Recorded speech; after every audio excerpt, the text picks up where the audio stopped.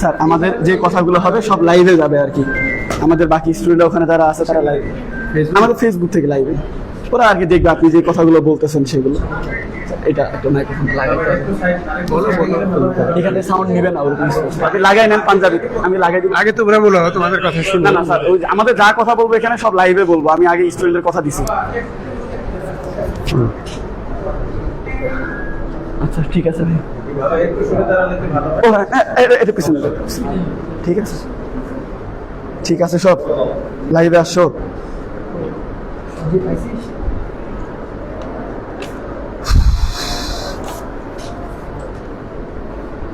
Sir কারো একটা phone থেকে ভিডিও করো, লাইভ অনেক সময় ডিস্টার্ব দেয়।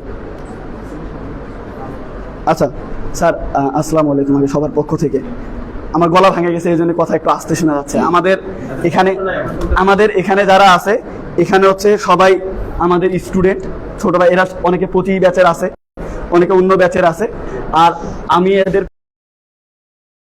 আমার একটা অনলাইন প্রতিষ্ঠান আছে যেখানে এইচএসসি স্টুডেন্টদেরকে আমি পড়াই।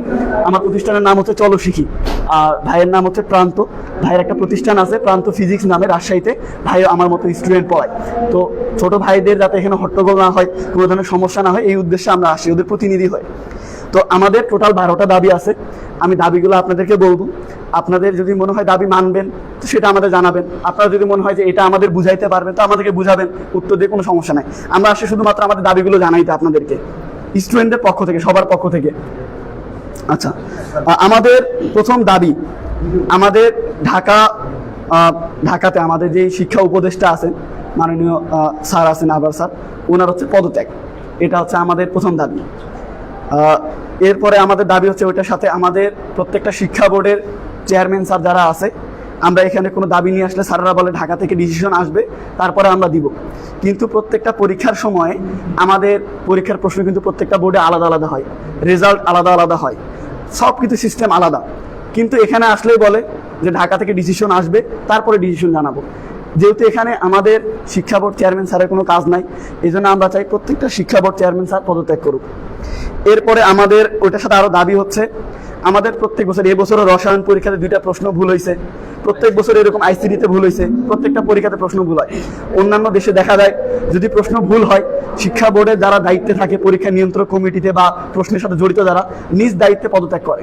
কিন্তু আমাদের দেশে আন্দোলন করলেও পদত্যাগ করে না, চেয়ার ছাড়তে চায় না। তো আমরা চাই এই ধরনের গাফিলতির সাথে যারা জড়িত, কয়েক বছর ধরে চেয়ারে বসে আছে, ওনারা স্বেচ্ছায় পদত্যাগ করুক।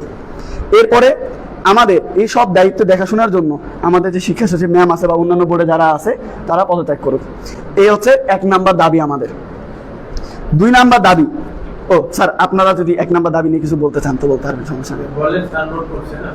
ও আচ্ছা ঠিক আছে। 2 নাম্বার দাবি, যে আমাদের ঢাকাতে গতকাল যে একটা ঘটনা ঘটছে, মর্মান্তিক ঘটনা ঘটছে, আপনারা সবাই জানেন, মাইলস্টোন স্কুল অ্যান্ড কলেজে। তো ওখানে গতকাল রাতে হয়তো আপনারা নিউজে দেখছেন, এই যে লাশ কারচুপি নিয়ে, জি ওইটা বলেন, আমি বলছি গতকাল রাতে যে লাশ কারচুপি নিয়ে একটা ঘটনা ঘটছে, আমি জানি না আপনারা দেখছেন কিনা, এটা আমিও 100% শিওর না যে ঘটনাটা কি, কিন্তু আমরা চাই এটা সত্যতা যাচাই করে আজকে দিনের মধ্যে জানাইতে হবে যে কতজন মারা গেছে। কারণ এটা কিন্তু আহামরি কিছু না, এখানে ধরেন যে শিক্ষা বোর্ডে যদি ধরেন, শিক্ষা বোর্ডে কতজন স্টাফ আছে, কতজন আসে, কতজন গেছে, এটা কিন্তু আপনারা জানেন, আপনাদের সিগনেচার সিস্টেম আছে, সব আছে। তো ঢাকার মতো মাইলস্টোনের মতো এত বড় একটা স্কুলে ওদের তো নিশ্চয়ই হিসাব কিতাব আছে যে কতজন স্কুলে আসছে। এখানে দেখা যাচ্ছে প্রত্যেকটা ঘরে বা প্রত্যেকটা রুমে, প্রত্যেকটা সেকশনে 30 জনের বেশি শিক্ষার্থী থাকার কথা, মানে ওদের কথা অনুযায়ী, স্টুডেন্টদের কথা অনুযায়ী, যারা কালকে ওখান থেকে বেঁচে ফিরছে তাদের কথা অনুযায়ী, সেখানে এই পর্যন্ত হতাহতের সংখ্যা মাত্র 19 জন 20 জন। এটা কিভাবে সম্ভব? তো আমাদের সঠিক যে হিসাব, সেটা নাম, ঠিকানা, অ্যাড্রেস সহ আজকের মধ্যে জানাইতে হবে। কারণ এটা আপনাদের দায়িত্ব না, কিন্তু আপনারা ওখানে চাপ প্রয়োগ করলে ওখান থেকে কথাটা আগাবে। তো আমরা পুরো বাংলাদেশের শিক্ষার্থীর পক্ষ থেকে দাবিটা জানাচ্ছি, আপনারা এখান থেকে দাবি জানাবেন যত দ্রুত সম্ভব, আজকের মধ্যে যেন এই হতাহতের ঘটনাটা জানানো হয়। হ্যাঁ, এরপরে 3 নাম্বার কথা, যেটা কেউ বলতেছে না হয়তো বা ক্ষমতার ভয়, সেটা হচ্ছে যে এই ঘটনার সাথে দেখেন, ঢাকার মতো একটা ঘনবসতিপূর্ণ জায়গায় এখানে এই যে যুদ্ধজাহাজ বা যুদ্ধ বিমান, তাও আবার সেই ব্রিটিশ 72, এটা এভাবে উড়ানোর কোনো মানে হয় না। তো তাও আবার ট্রেনিং যারা করতেছে তাদেরকে দিয়ে। তো এইটার সাথে যারা জড়িত, দুর্নীতি হোক বা যেই হোক, এই গাফিলতির সাথে যারা জড়িত, সেটা যে যত বড় পর্যায়ে থাকুক না কেন, তাদের বিচারের আওতায় নিয়ে আসতে হবে। অন্তত পক্ষে নাম ঠিকানা বলতে হবে যে এদের কারণে এই জিনিসটা হয়েছে। এটা হচ্ছে 3 নাম্বার দাবি। 4 নাম্বার দাবি, এখানে আজকে রাত 3টার সময় পরীক্ষা স্থগিত করা হয়েছে। এখন অনেকে বলতে পারে, আমি যখন আসছিলাম ম্যাডামরা বলছে, যদিও বা আমি আগে মাপ চেয়ে নিচ্ছি, কথা বলা উচিত না, ম্যাডাম বলছে এটা হতেই পারে, স্বাভাবিক ব্যাপার। কিন্তু দেখেন গ্রাম অঞ্চলের আপনি একটা বাড়ি দেখাইতে পারবেন না যে বাড়ির স্টুডেন্ট রাত 3টা পর্যন্ত জাগে থাকে, সেখানে কেউ রাত 3টা পর্যন্ত জাগে থাকে। রাত 3টার সময় তাহাজ্জুদ পড়তে ওঠে, ঘুম থেকে ওঠে, কিন্তু কেউ ঘুমাইতে যায় না। তারপরও মানে নিলাম তর্কের খাতিরে যে তারা মনে করেন জাগেই ছিল। শিক্ষা বোর্ড থেকে কি তাদের একটা দায়িত্ব না যে স্টুডেন্টদেরকে জানানো?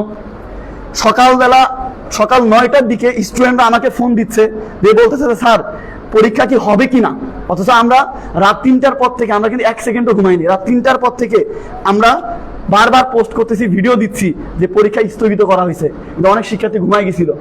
তারা যখন কলেজের টিচারকে ফোন দিছে যে স্যার আজকে পরীক্ষা হবে কিনা, কলেজের টিচার বলে আমরা জানি না, তোমরা পরীক্ষা কেন্দ্রে আসো, পরীক্ষা হইলে হইলো, না হইলে তোমরা বাড়িতে চলে যাবে। টিচাররা পর্যন্ত জানে না পরীক্ষা হবে কিনা, শিওর না। তাহলে সেক্ষেত্রে শিক্ষা বোর্ডের এই যে দায়ভার, এই যে গাফিলতি, এটার দায়িত্ব সম্পর্কে আমরা জানতে চাই যে তারা এই ধরনের গাফিলতি করলো কেন। একটা জাতির সাথে যদি ডিসিশন নিতে হয় 10টার সময় জানাবে, 10টার সময় পরীক্ষা নিয়ন্ত্রক কমিটি থেকে জানাইলো পরীক্ষা শিওর হবে। আবার চাপের মুখে রাতের মধ্যে রাত 3টার সময় ডিসিশন দেয় কে? তথ্য উপদেষ্টা, শিক্ষা সচিব, শিক্ষা মন্ত্রণালয়, এদের তাহলে কাজটা কি? যদি তথ্য উপদেষ্টা শিক্ষা সচিবের বাড়িতে গেছে, ওখানে মিটিং করে ডিসিশন দিছে, তাহলে শিক্ষা মন্ত্রণালয়ে যারা আছে এদের কাজটা কি? তাদের পদত্যাগ এজন্যই চাওয়া হয়েছে। এটা গেল হচ্ছে আমাদের 4 নাম্বার কথা। আমাদের শিক্ষা মানে যে ইয়ে করছে কিন্তু কোনো শোকা হতে নেই, ওটা বলতেছি। এরপরে হচ্ছে 5 নাম্বার, প্রত্যেকটা পরীক্ষাতে এখানে এমসিকিউ সিকিউ আলাদা আলাদা পাস সিস্টেম আছে। এখন আপনারা যদি দেখেন 2017 সালের নোটিশ অনুযায়ী, ওই অনুযায়ী এই পাস এমসিকিউ সিকিউ যোগফল করা আছে। এরপরে কোনোদিন কোনো শিক্ষা বোর্ড থেকে নোটিশ দেয়নি যে পাস ফেল সিকিউ এমসিকিউ এগুলো আলাদা আলাদা সিস্টেম। তো স্টুডেন্টরা জানবে কিভাবে? প্রত্যেকটা পরীক্ষার পরে স্টুডেন্ট আসে আমাদেরকে নক দেয় যে ভাই সিকিউ এমসিকিউ কি আলাদা আলাদা পাস, এমসিকিউ সিকিউ কি সিকিউ কত পাইলে পাস, এমসিকিউ কত পাইলে পাস। তো এগুলো শিক্ষা বোর্ডের দায়িত্ব জানানো। এই জন্য এই ঝামেলা না পড়ার কারণে সিকিউ এমসিকিউ একসাথে পাস দিতে হবে। টোটাল 33 পাইলেই পাস। যদি বলেন যে 40 পাইলেও পাস, তার টোটাল 40 পাইলে পাস। কিন্তু এখানে আলাদা আলাদা এমসিকিউ এত, সিকিউ এত, প্র্যাকটিক্যাল থাকলে এমসিকিউ এত, সিকিউ এত, এরকম ঝামেলা না করাই ভালো। এতে করে স্টুডেন্টরা অনেকে ফেল করে। কারণ আচ্ছা পরেরটা গেলে এটা বোঝা যাবে। সেটা হচ্ছে 6 নাম্বার পয়েন্ট, গ্রেস মার্ক। 15 বছর থেকে আপনারা যেটা বলছেন যে মানলাম 15 বছর থেকে শেখ হাসিনার আমলে আমাদের সম্মানিত স্যারেরা চাপের মুখে ছিল। চাপের মুখে থাকার কারণে ওনারা দেখা যাচ্ছে এই যে রেজাল্ট বাড়াইতে 85% পর্যন্ত নিয়ে গেছে। এখন ধাপ করে 85 থেকে 58% নিয়ে চলে আসছে। এখন আপনারা বলতেছেন যে আগের প্রধানমন্ত্রী বা এই সাথে যারা জড়িত ছিল তারা শিক্ষার মান বৃদ্ধি করার জন্য এই পাস হার দেখাইছে। তাহলে আপনারা কি করলেন? ধাপ করে নামাই দিয়ে আপনারা কি মান কমাইলেন? বাকি কি কোনো কিছু সংস্কার হয়েছে? আমাদের ছোট ভাইয়ের একটা উদাহরণ দিছে, যে একটা গাছ আছে, গাছের পুরা গাছ মরে গেছে। আপনারা যেটা বলছেন গাছ পুরাটাই মরে গেছে, গাছ জীবিত নাই, মানে শিক্ষা মন্ত্রণালয় শিক্ষা এই যে পদ্ধতি পুরাটাই মরে গেছে। এটা সংস্কার দরকার। সংস্কার কোত্থেকে করবেন? গাছের আগা থেকে নাকি গোড়া থেকে? অবশ্যই শিকড় থেকে। শিকড়টা কি? শিকড়টা হচ্ছে আমাদের শিক্ষা পদ্ধতি, শিক্ষা সিস্টেমের সাথে যারা জড়িত আছে, শিক্ষা মন্ত্রণালয়, শিক্ষা টিচার যারা আছে, যারা পরীক্ষা নেন, যারা পড়ান, এগুলো কোনো কিছু সংস্কার হয়নি। আমি যদি সম্মানিত স্যারকে বলি, স্যার দায়িত্ব নিচ্ছে আমার জানা মতে নভেম্বরের 2 তারিখে। স্যার নভেম্বরের 2 তারিখে দায়িত্ব নেওয়ার পর আমি যদি আমার ছোট ভাই বোনদেরকে বলি স্যারের নাম কি কেউ জানে?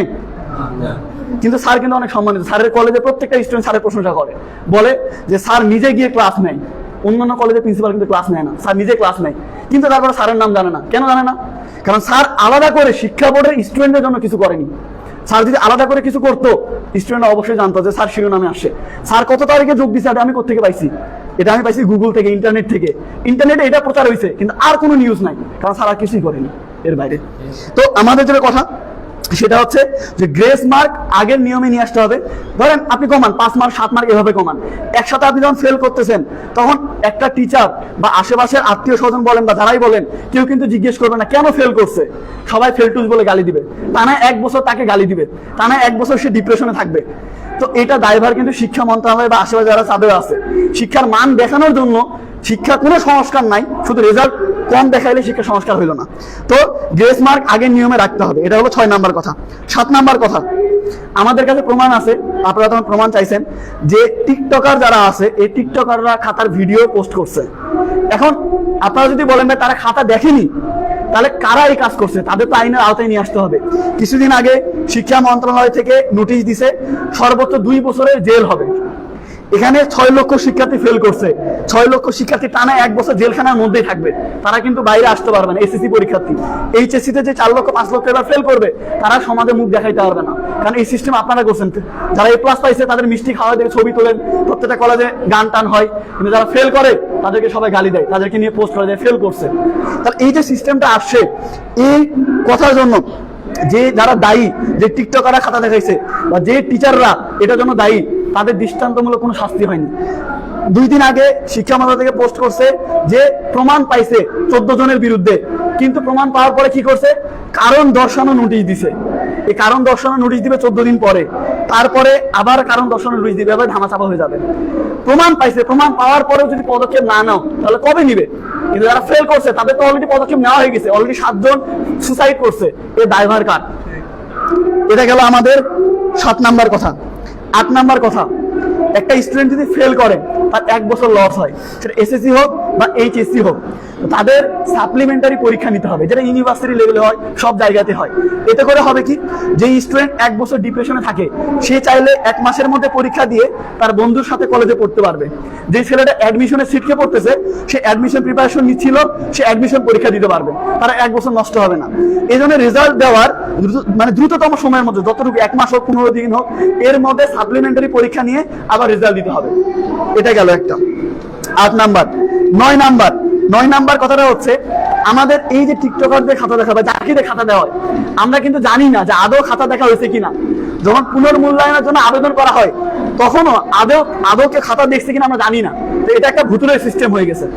তো আমাদের মনে হয় অন্তত পক্ষে পুনর্মূল্যায়ন যখন করা হবে, মানে যারা আবেদন করতেছে তাদের খাতার যে ছবি, এটা যেন ওয়েবসাইটের মাধ্যমে কোনো জায়গায় আপলোড করা হয়, যাতে করে স্টুডেন্ট দেখতে পারে তার কোন ভুলের কারণে ফেল করছে। ধরেন আমি ফেল করছি, আমি জানিও না যে আমার রোল নাম্বার রেজিস্ট্রেশন নাম্বার ভুলের কারণে ফেল করছি, নাকি আমি লিখতে পারিনি তাই ফেল করছি। একটা স্টুডেন্ট গতদিন আমাদের লাইভে বলতেছে সে 12টা সাবজেক্টে এ প্লাস পাইছে, একটা সাবজেক্টে ফেল করছে। সে যে 12টা সাবজেক্টে এ প্লাস পায়, তার কি একটা সাবজেক্টে পাস করার যোগ্যতা নাই? এ প্লাস না পাস করার যোগ্যতা নাই? তাহলে তার কথার উত্তর কিভাবে দিবেন? তো আমরা চাই অন্তত পক্ষে পুনর্মূল্যায়ন যখন করা হবে তখন যেন খাতাগুলো ওয়েবসাইটে আপলোড করা হয় বা অন্য কিছু করা হয়। এখানে শিক্ষা যখন রেজিস্ট্রেশন করা হয় পরীক্ষার জন্য, একটা অনেক পরিমাণে একটা টাকা নেওয়া হয়, এক এক স্কুলে এক এক কলেজে এক এক পরিমাণে টাকা নেওয়া হয়। তো এইটা দিয়েও যদি না হয়, সরকার থেকে ভর্তুকি দিয়ে হইলেও যেন এরকম একটা সিস্টেম নিয়ে আসা হয়, যেখানে ওয়েবসাইটে স্টুডেন্টের খাতা দেখতে পারবে, নিজের ভুল সংশোধন করে পরের বার পাস করতে পারবে। যদি ভুল থেকে শিক্ষায় গ্রহণ করতে না পারে তাহলে ভালো রেজাল্ট করবে কিভাবে? কিছু শিখতেই পারতেছে না, পরীক্ষা দিবে আবার ফেল করবে, আবার পরীক্ষা দিবে আবার ফেল করবে। এটা ছিল আমাদের 9 নাম্বার দাবি। 10 নাম্বার দাবি, অভিন্ন প্রশ্নে পরীক্ষা নিতে হবে। গত বছর রাজশাহী শিক্ষা বোর্ডে আইসিটি ইংলিশ পরীক্ষা প্রশ্ন এত মাত্রায় কঠিন হয়েছে যেটা কল্পনারও বাইরে, যেটা আমি আগের যে চেয়ারম্যান স্যার ছিল স্যারকে আমি বলছিলাম। কিন্তু এবারে দেখেন এক এক শিক্ষা বোর্ডে এক এক রকম প্রশ্ন হয়েছে, কোনো বোর্ডে কঠিন, কোনো বোর্ডে সহজ। এরকম করে দেখা যাচ্ছে কোনো বোর্ডে শিক্ষার্থী ভালো রেজাল্ট করতেছে, কোনো বোর্ডে খারাপ রেজাল্ট করতেছে, অথচ অ্যাডমিশনে সব রেজাল্ট এক জায়গায় করে কিন্তু সবাই পরীক্ষা দিবে। এমন না যে বোর্ড অনুযায়ী অ্যাডমিশন পরীক্ষা দিবে। যখন একটা স্টুডেন্ট বুয়েটে পরীক্ষা দিবে, ঢাবিতে পরীক্ষা দিবে, দাবিতে পরীক্ষা দিবে, সবার রেজাল্ট একসাথে থাকবে ওখানে। অতএব আমাদের অভিন্ন প্রশ্নে পরীক্ষা নিতে হবে সামনে বার থেকে। এবার তো সম্ভব না, যে সামনে বার থেকে নেওয়া লাগবে। এরপরে এবার প্রশ্নে যে ভুলগুলো হয়েছে, আইসিটি, রসায়ন বা অন্যান্য পরীক্ষায় যে প্রশ্নগুলো ভুল হয়েছে, এরকম ভুল প্রত্যেক বছরই হয়। এতে করে স্টুডেন্টরা জানেও না যে এটার মার্কটা কিভাবে দিবে। যেমন আপনারা ধরেন প্রত্যেক পরীক্ষার পরে কিন্তু আপনারা একটা নোটিশ দেন কতজন পরীক্ষার্থী আসে, কতজন আসেনি, এটা একটা লিস্ট দিয়ে দেওয়া হয় শিক্ষা বোর্ডের ওয়েবসাইটে। এরকম সবকিছু দেওয়া হয়, কতজন এক্সপেল হয়েছে, কতজন টিচার বহিষ্কার হয়েছে, সেটাও দেওয়া যায়। কিন্তু এখানে ওই যে 2টা প্রশ্ন ভুল হয়েছে, এটার মার্ক দিবে কিভাবে এটা কেউই জানে না। এই বিষয়ে জানাইতে হবে, এবং অবশ্যই পরীক্ষার আগে ভালোভাবে প্রশ্নটা আমাদের সম্মানিত শিক্ষকদের মধ্যে থেকে বাছাই করা বিশেষজ্ঞ টিমের দ্বারা যাচাই বাছাই করতে হবে। করার পরে সেটা হচ্ছে পরীক্ষার প্রশ্ন দিতে হবে, যাতে করে সেখানে নির্ভুল প্রশ্ন হয়, স্টুডেন্টরা যেন ভুল প্রশ্নে পরীক্ষা দিয়ে যেন ডিপ্রেশনে না যায়। এরপরে 12 নাম্বার লাস্ট কথা, সেটা হচ্ছে এবার এইচএসসি 25 ব্যাচের পরীক্ষার সময় দেখা গেছে 33টা নতুন নির্দেশনা দিছে। এরপরে এমনকি পরীক্ষার সময়ও নতুন নতুন নির্দেশনা দিছে। যদি কোনো স্টুডেন্টদের নির্দেশনা দেওয়া হয়। যেমন আমাদের রেজাল্টের পরে স্যার বলছে যে 79 পাইছে তাকে 79 দেওয়া হয়েছে, আমাদের 80ও দিবে না। কারণ আমার একটা প্রশ্ন, মানে কেউ বেয়াদবি নেবেন না, আমার একটা প্রশ্ন যে আমরা যারা মুসলিম আছি, আমাদের জানা মতে হযরত মুহাম্মদ সাল্লাল্লাহু আলাইহি ওয়াসাল্লামের মৃত্যুর পরে ওহী নাজিল কিন্তু বন্ধ হয়ে গেছে। তো আমার কথা হচ্ছে শিক্ষা মন্ত্রণালয় কোন ওহীর মাধ্যমে রেজাল্ট পাইছে? এখানে টিকটকারদের খাতা দেখানোর পরও দাবি করে যে 79 মানে 79, 80 দিতে পারবো না। এইভাবে জোরালো দাবি করে কিভাবে? খাতা কি এত নির্ভুলভাবে দেখা হয়েছে? তো আমার কথা হচ্ছে যে এই যে নতুন নতুন নিয়ম চালু করা হয়, গ্রেস মার্ক হোক বা এই যে পরীক্ষায় এই পড়ে যেতে হবে, ওই পড়ে যেতে হবে, এই করা যাবে না, ওই করা যাবে না, এই যে নতুন নতুন নিয়ম, এগুলো একটা ব্যাচের যখন পরীক্ষা শুরু হবে তখন এই নিয়মগুলো দিতে হবে। পরীক্ষার টাইমে রেজাল্টের পরে এই নিয়মগুলো চাপাই দিলে হবে না স্টুডেন্টদের উপরে। এই ছিল আমাদের 12টা দাবি। এখন আমরা স্যারের উত্তর জানতে চাই যে স্যার দাবিগুলো মানবেন কি না, বা এই বিষয়ে উনার কি মন্তব্য। আমরা প্রত্যেকটা প্রশ্নের উত্তর জানতে চাই। আমাদের ছেলেপেলে যারা আছে তারা অপেক্ষা করতে পারে। আমাদের যে কাজকে মাইনস্টোন কলেজে যে ঘটনা ঘটছে, আমাদের শিক্ষা উপদেষ্টা এটা নিয়ে কোনো শোকাত পোস্ট করেন। এরপরে সাথে ওনাদের তো দেখাই যায়নি। উনি বলছেন আমি কি আসলে মেইন, হ্যাঁ, আমি মোহাম্মদ তানভীরুল ইসলাম প্রান্ত, আমি বাচ্চাদের পড়াই, ফিজিক্স পড়াই, আমার অনলাইন অফলাইন দুটো রেজিস্ট্রেশন আছে। আসলে এখানে আসার কারণটা আমি আপনাদের কার্ড ধরে দাঁড় করাই দিতে চাইছি। এরকম না, আমাদের যে দাবিটা এখানে দেখেন, প্রথম যে সমস্যাটা আমার কাছে মনে হয়, এটা সায়েন্সের বাচ্চা যখন হচ্ছে আপনার পরীক্ষা দেয়, সায়েন্সের প্রিপারেশন কিন্তু খুবই কঠিন একটা জিনিস। আমরা যারা পড়াই বা যারা এটির সাথে সংশ্লিষ্ট তারা জানে, এরকমও ঘটনা ঘটেছে যে পরীক্ষা দেওয়ার ভয় অনেক আগে আত্মহত্যা করে, এত কঠিন একটা জায়গা। তো যখন আপনি রসায়নের মতো একটা জায়গায়, সেন্সিটিভ একটা মানে জায়গায় আপনি ভুল করছেন, ওই বাচ্চাটা কিন্তু 1 নাম্বার লেখার সময় ওর মাথার মধ্যে কিন্তু মানে একটা চরম সে ট্রমাটাইজড হয়ে যাবে যে আমি কি ভুল করলাম। ওর কিন্তু অটোমেটিকলি 30 মিনিট কিন্তু আপ হয়ে যাবে। এতে করে বাকি প্রশ্নগুলো সে কিন্তু ঠিকঠাক উত্তর দিতে পারবে না। এবং এটার কারণে কত স্টুডেন্টের আপনার যে স্বপ্ন আছে যারা কেউ বুয়েটে পরীক্ষা দিবে, কেউ রুয়েটে পরীক্ষা দিবে। তো স্যার আমাদের মেইন কথা হচ্ছে, বনি যে কথাগুলো বলেছে আমি তো তার সাথে একত্রতা পোষণ করছি। আপনাদের কাছে আমার প্রাণের আগে একটা দাবি যে দেখেন, শিক্ষা বোর্ডে আপনারা যে সমস্ত মানুষ রয়েছেন আপনারা কিন্তু বোঝেন, বা ঢাকাতে যারা আছে তারা কিন্তু জানে যে আসলে কিভাবে কি পালস, স্টুডেন্ট একটু পালসটা প্লিজ আপনারা বোঝেন। কারণ দেখেন যে এই জাতিটাকে যদি আমরা অলরেডি আওয়ামী লীগ সরকারের আমলে যেভাবে সিস্টেমগুলো করা হয়েছে, নতুন কারিকুলাম এসেছে, শিক্ষার কিন্তু আর কিছু নাই। এই যে টিকটকারগুলো হচ্ছে এমনিতে হচ্ছে। তো আপনারা প্লিজ নতুন করে এটাকে একটু ধরেন। আমার আপনাদের কাছে রিকোয়েস্ট, আপনারা এটাকে ধরেন, ধরে এই জেনারেশনের বাচ্চাগুলোকে মানুষ করেন। কারণ আপনাদের হাতে সব কিছু ডিপেন্ড করতেছে। তো এমন কোনো ডিসিশন নিয়েন না, বা এই যে বাচ্চাদের ব্যাঘাত ঘটছে। কারণ এরা এখানে কেন আসছে? এখানে ম্যাক্সিমাম স্টুডেন্টরা কিন্তু আসছে একটা কারণেই, যে শিক্ষামন্ত্রী কিন্তু পদত্যাগ মানে নেওয়ার জন্য আসছে। দেখেন রাত 3টার মতো অবস্থায় এই বাচ্চাগুলো না পড়াশোনা করে জেগে আছে। মাইলস্টোনে যে ঘটনাটা ঘটছে, এই ঘটনা ঘটার পরে কিন্তু আসলে কোনোভাবেই কাম্য নয়। এটা আমি খুবই মানে আমার খুবই খারাপ লাগছে। আপনারা অনেক জ্ঞানী মানুষ, আপনারা যদি এই ভুলগুলো করেন, এই বাচ্চাগুলো তো সুযোগ নেবেই। আমি আপনাদের কাছে প্রাণের দাবি করছি, এই বাচ্চাগুলো কিন্তু আপনাদের। হ্যাঁ, আপনারা কিন্তু এইভাবে ভাবেন না যে আমরা আপনাদেরকে এসে এমনভাবে ধরছি মানে যা ইচ্ছা তাই, ব্যাপারটা তা না। এই বাচ্চাগুলো আপনাদের, এই বাচ্চাগুলো আপনাদের। এরা আপনার কাছে আসছে, এরা হচ্ছে কোমলবতী। এরা কি বুঝে দেখেন, এরা জুলাই আন্দোলনের সময় কিন্তু একটা ডাকে কিন্তু রাস্তায় চলে গেছে। এরা কিন্তু ওভাররেটেড। এরা কিন্তু না কোনো পদ চাইতে আসছে, না কোনো হচ্ছে যে আপনার কোনো ক্ষমতা চাইতে আসছে, না কোনো রাজনৈতিক ব্যাকগ্রাউন্ড চাইতে আসছে, কিচ্ছু না। তো আপনাদের কাছে আমাদের প্রাণের যে দাবিগুলো, যে আমার ছোটো ভাই বনি যেটা বলছে, আমি একাত্মতা ঘোষণা করছি। খুব দ্রুততার সাথে আপনারা এই সিদ্ধান্তটা নিন এবং ঢাকার সাথে আপনারা যোগাযোগ করেন করে আপনি বিষয়টা, গোটা বাংলাদেশে একটা উত্তাল পরিবেশ, এই সময় একটা বাচ্চা পরীক্ষা দেওয়ার মতো অবস্থা কিন্তু নাই। খুব দ্রুততার সাথে আপনারা সিদ্ধান্ত নেন এবং এই যে শিক্ষা বোর্ডের সংস্কার, আপনারা এই সুযোগেই আপনারা প্লিজ বসেন। এগুলা ভুলভাল, এক বোর্ডে একরকম, আরেক বোর্ডে একরকম, এই কাজ করে বাচ্চাদের, এরা যে ইউনিভার্সিটিতে যাবে, কারণ ইউনিভার্সিটিতে একটা বাচ্চার স্বপ্ন, বিশ্বাস করেন মা বাবা সব কিছু করতেছে এই বাচ্চাদের জন্য। তা আমি একজন শিক্ষক হয়ে আমি আসছি, আমি থাকতে পারিনি যে আপনাদের কাছে আমি আসছি, যে বনে আসছে, এই বাচ্চাগুলো আসছে। আপনারা খুব দ্রুততার সাথে একটা সিদ্ধান্তে আসেন। আমরা আপনাদেরকে কোনো কাঠ গড়াতে দাঁড় করাতে আসছি। আপনারা আমাদের শিক্ষক মানুষ, আপনারা আমাদের গুরুজন মানুষ, আপনারা এই পজিশনে আসছেন, অনেক কষ্টে আসছেন। হুট করে আমি সেখানে বললেই ব্যাপারটা হয়ে যাবে, বিষয়টা কিন্তু এরকম না। আপনাদেরকে অতি সম্মানের জায়গায় রেখে যে দাবিগুলো বলা হয়েছে বাচ্চাদের মুখের দিকে তাকে আপনারা তাড়াতাড়ি একটু সমাধান করবেন। কারণ এইভাবে কোনো দেশের সিস্টেম ব্যবস্থা চলতে পারে না। এভাবে চললে শিক্ষা ব্যবস্থা দিন দিন আরও মুক্ত হবে। আমরা যেখানে স্বপ্ন দেখছি আরও ভালো করব, সেখানে আপনারা একটা কাজ করতে পারেন, বারবার যারা শিক্ষার সাথে সংশ্লিষ্ট যে লোকেরা আছে তাদের সাথে একটু আপনারা আগে একটু বসতে পারেন, আগে একটু তাদের সাথে কথা বলতে পারেন। যেমন দেখেন এবার একটা কি নিয়ম আসছিল, ক্যালকুলেটর নাকি আপনি হচ্ছে অফ করে দিচ্ছেন, কথাটা বোঝেন। সায়েন্সের যে আমি একটা ফিজিক্সের একটা ম্যাথের বা একটা কেমিস্ট্রি অঙ্ক করবো, আপনি কিভাবে ওই অঙ্কে আপনি ওই ইয়ে করবেন বলেন? তো এই যে যে সিদ্ধান্তগুলো আসে এরা কারা নেয়, মানে আমি একটু অবাক হই। আপনারা শিক্ষা সংশ্লিষ্ট যারা আছে তাদের সাথে একবারে প্লিজ আগে বসবেন। আপনারা আমাদের থেকে জ্ঞানী মানুষ স্যার, আপনাদের কাঠ করে দাঁড় করাতে আসে নেই। আমাদের যে কথাটা বলছি আপনারা প্লিজ ঠিক করে দিবেন এবং খুব দ্রুততার সাথে স্যার এই পদক্ষেপগুলো যা যা হয়েছে। এবং এটা তো ভুল, আপনারা যদি একটু আসে আগে বলতেন যে না আমরা বলবো রাত 3টার সময়, আসলে এটা কিন্তু মেনে নেওয়া অসম্ভব। রাত 2টার সময় আমরা রাস্তায় বের হবো কেন ভাই? আমাদের কি কোনো কাজ নাই? আমরা কি গেলে ভাইরাল হওয়ার জন্য আসছি? ভাইরাল হওয়ার জন্য কিন্তু আসে না, এটা একদম যুক্তিযত কথা বলার জন্য এখানে আসছি এবং সব কাজ হয়ে আসছি।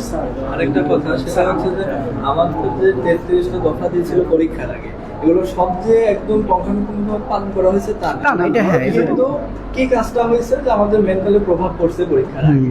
এটা যদি অনেক আগে আমাদের জানা দেওয়া হতো তাহলে একটা কথা হতো, কিন্তু পরীক্ষার জাস্ট টাইম আগে সেগুলো করা মানে নির্দেশনা দেওয়া হয়েছে, পালন করে নাই কিন্তু নির্দেশনা দেওয়া হয়েছে। এর মাধ্যমে আমরা মানে মেন্টালি খুব ইয়ে হয়েছে। আচ্ছা, একটা দেশের যেহেতু পরিবর্তন হয়েছে, একটা প্রবলেম হচ্ছে আমরা বুঝতেছি স্যাররা যেটা করার। হ্যাঁ স্যার, আমি একটা কথা বলতে চাই। এনারা হচ্ছে আমাদের বড় ভাই, আর আমরা যেহেতু রানিং স্টুডেন্ট, আমাদের এখন পরীক্ষা চলছে, যেহেতু একটা সুযোগ আসছে। স্যার আমাদের একটা প্রোগ্রামে আসছেন, আপনি প্রোগ্রামে আপনি অনেকগুলো কথা বলেছেন আমাদের বিদায় অনুষ্ঠান আপনার কলেজে। তো স্যার আমাদের আপনার কথাগুলো আমরা খুব মনোযোগ দিয়ে শুনেছিলাম, একটা অন্যরকম ফিলিংস আসছে যে হয়তো বা 5 তারিখের পরে সব কিছুতে পরিবর্তন আসবে। স্যার আমি স্টুডেন্ট পক্ষ থেকে আমি একটা কথা বলি স্যার, ধারণা সেটা হচ্ছে স্যার এখন চলছে 2025 সাল, পঞ্চম প্রজন্ম, আর আমাদের শিক্ষানীতি স্যার 2012 সালের। আমরা তাহলে কত ব্যাকডেটেড স্যার?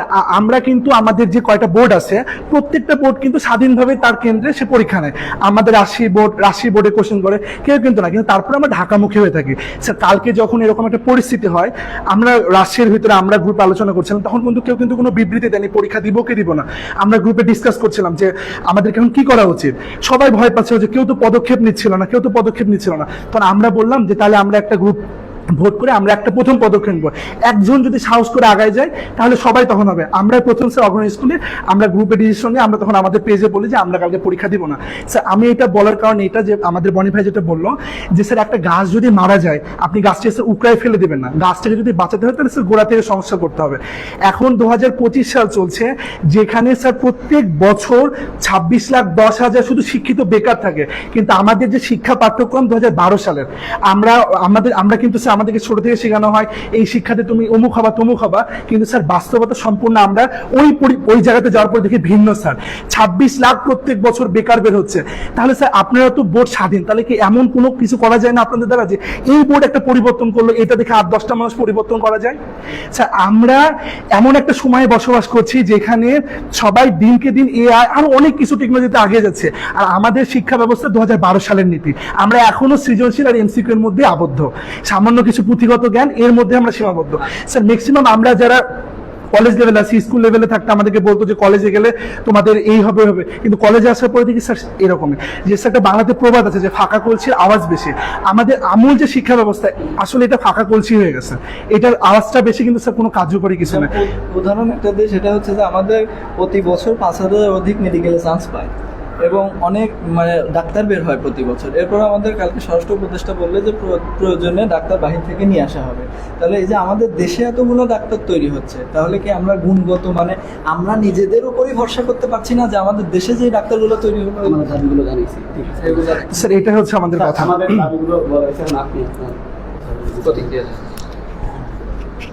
এখন এটার প্রতিক্রিয়া কি বলবো, তোমরা হলো এখন আধুনিক যুগের মানুষ, ওর কথা দিয়ে আমি শুরু করছি। 5G, ঠিক আছে? 5G যারা, তারা যদি আমাদের কাছে তোমাদের 5G আশা করো, আমরা কি পারবো? আসলে না স্যার পারবো না। এখন যদি মনে করো 5G টিচার লাগবে তোমাদের, তাহলে তোমাদের ক্লাস থেকে একজন টিচার বানাতে হবে।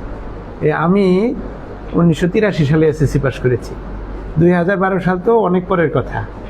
আমি যে শিক্ষা গ্রহণ করেছি এটা দিয়ে আমি কিন্তু 2025 সালে শিক্ষা দিচ্ছি। তুমি আপডেটেড থাকতে চাইলে 25 সালের টিচারই লাগবে, সম্ভব সেটা? না, আমি বলছি কথাটা, এতক্ষণ তো তোমরা বললে, আমি আমার কথা বলি। তাহলে তো এইটাই যদি হয়, হ্যাঁ, এগুলো আমি যখন অনার্স পড়ি ফার্স্ট ইয়ারে, আমার ডিপার্টমেন্টে আমাদের ভাইস চ্যান্সেলর মহোদয় এসেছিলেন, আমাদের তরফ থেকে আমরা একটা এই সিলেবাসের ব্যাপারে আপত্তি দিয়েছিলাম, মানে একটা দাবি তুলেছিলাম।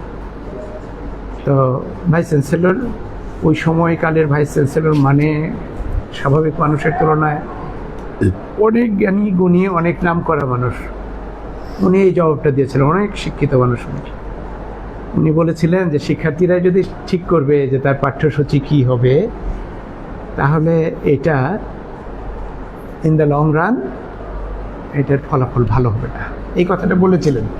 আমি এটা তো আগের যুগের কথা। এখন তুমি যদি সব যুগেরই আপডেটেড চাও, যেমন সেদিন আমাকে একজনের সাথে কথা বলতে হলো যে আপনার ছেলে হয়তো পাশ করে ডাক্তার হবে, ইঞ্জিনিয়ার হবে। এখন প্রাইমারি স্কুলের টিচার যদি আশা করেন যে একজন ডাক্তার যে প্রাইমারি স্কুলের টিচার হবে, এটা তো পাবেন না, এখন বাংলাদেশে নাই। প্রাইমারি স্কুলের টিচার কারা করে? ডাক্তার। তাদের যদি ডাক্তার হতে পারতো, ইঞ্জিনিয়ার হতে পারতো, তাহলে তো প্রাইমারি স্কুলে যে যোগদান করতো না। কিন্তু বাস্তবতা এটাই যে ওই প্রাইমারি স্কুলের ইন্টারমিডিয়েট পাস বা ডিগ্রি পাস টিচারের কাছ থেকেই তারাই কিন্তু ডাক্তার তৈরি করছে, ইঞ্জিনিয়ার তৈরি করছে, ঠিক না?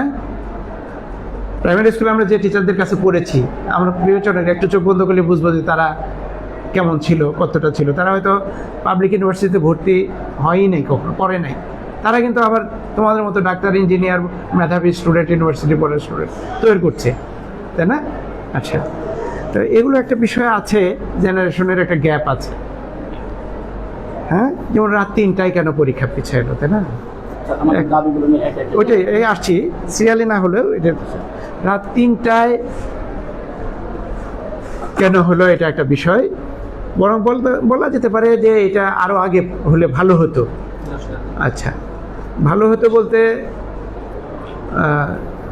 সরাসরি এই ঘটনার সাথে কিছু কিছু লোক জড়িত আছে যারা এফেক্টেড হয়েছে। যেমন মেবি ওই কলেজ কেন্দ্রে, ওই কলেজেও একটা কেন্দ্র থাকতে পারে, তাদের বিষয়ে ওদের ছাত্ররা আছে, তারা মেন্টালি খুবই শকড হয়েছিল। হ্যাঁ, তাদের জন্য ছিল। তো পরীক্ষার সিদ্ধান্ত পিছাইতে দেরি হয়েছে, যে কোনো কারণেই হোক, সরকারের সিদ্ধান্ত নিতে একটু সময় লেগেছে। কিন্তু দেরিতে তো আমার মনে হয় যে ক্ষতি কি কিছু হয়েছে? আমাদের স্টুডেন্টরা যারা পরীক্ষা যাওয়ার, তারা কিন্তু রাত পড়াশোনা করেছে। অনেক ক্ষতি হয়েছে। স্যার, আমি একটা কথা বলি, আমি একা কথা বলি একটা। আচ্ছা, একজন যিনি এইচএসসি পরীক্ষার্থী, উনি জবাবটা দেন দেখি। আমি বলি হ্যাঁ, কি ক্ষতি হয়েছে? মানে ভুল করে মাফ করবেন। না, ক্ষতিটা কি হয়েছে?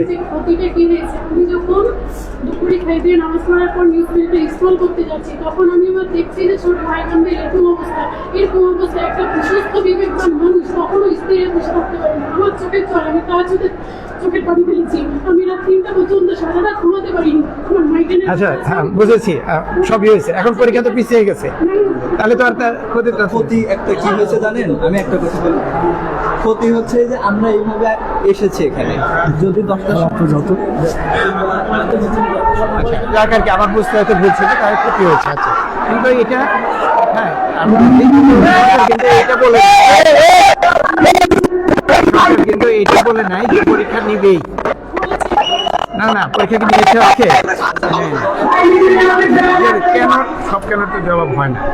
হ্যাঁ, সব কেনের জবাব তো আমি দিতে পারছি না। হ্যাঁ, সিদ্ধান্ত তারা, এটাই কথা ছিল, আমরা ওইটা প্রস্তুত ছিলাম যে হয়তো আচ্ছা, এই বিষয়টা আমি বুঝেছি। বিষয়টা হ্যাঁ, মেন্টাল প্রেশার গেছে, এটা সবারই, আমাদেরও গেছে, তাই না? স্যার, আমাদের শিক্ষা উপদেষ্টার এটার কোনো আচ্ছা, ঠিক আছে, আচ্ছা, বুঝলাম এই বিষয়টা। এরপরে আমি বলি, শিক্ষা উপদেষ্টার পদত্যাগ, এটা শিক্ষা উপদেষ্টা বুঝবেন, মানে পদত্যাগ করবেন কিনা। আচ্ছা, আমার না, আচ্ছা, আমার কথাটা এতক্ষণ তো আপনারা বললেন, আমার আচ্ছা বলেন। ওরা যেহেতু লাইভে বিষয়টা দেখতেছে, আমাদের হয়তো অনেক কথা বলতেছি, তো আপনি আপনার সিদ্ধান্তটা আমাদেরকে একটু তাড়াতাড়ি জানালে ভালো হয়। মানে সরাসরি পয়েন্টেই বলছি। জি। আচ্ছা, শিক্ষা উপদেষ্টার পদত্যাগ বিষয়টি আমাদের এখানে তো এটা আমাদের বিষয় না। চেয়ারম্যানদের পদত্যাগ হয় না, চেয়ারম্যানদের বদলি হয়।